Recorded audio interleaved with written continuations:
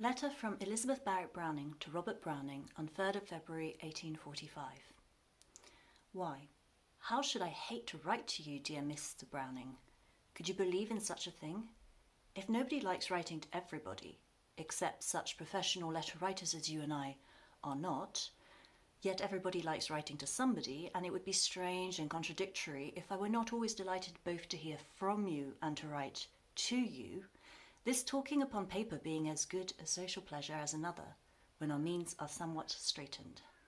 As for me, I have done most of my talking by post of late years, as people shut up in dungeons take up with scrawling mottos on the walls.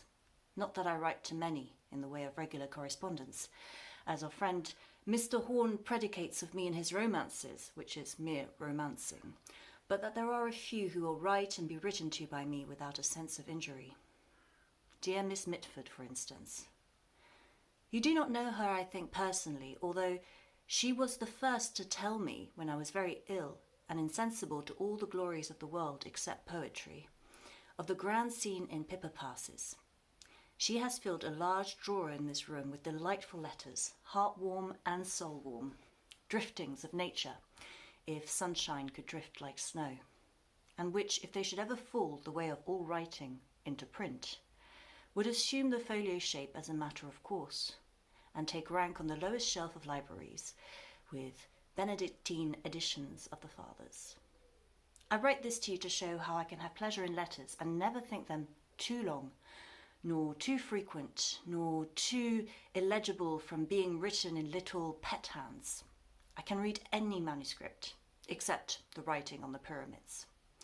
And if you will only promise to treat me en bon camarade, without reference to the conventionalities of ladies and gentlemen, taking no thought for your sentences, nor for mine, nor for your blots, nor for mine, nor for your blunt speaking, nor for mine, nor for your bad spelling, nor for mine, and if you agree to send me a blotted thought, whenever you are in the mind for it, and with as little ceremony and less legibility than you would think it necessary to employ towards your printer, why then, I am ready to sign and seal the contract, and to rejoice in being articled as your correspondent.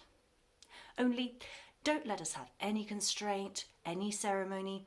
Don't be civil to me when you feel rude, nor loquacious when you incline to silence, nor yielding in the manner when you are perverse in the mind. See how out of the world I am. Suffer me to profit by it in almost the only profitable circumstance, and let us rest from the bowing and the curtsying, you and I, on each side.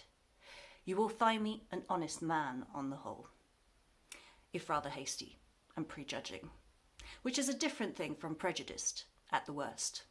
And we have great sympathies in common, and I am inclined to look up to you in many things, and to learn as much of everything as you will teach me.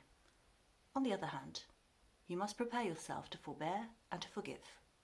Will you? While I throw off the ceremony, I hold the faster to the kindness.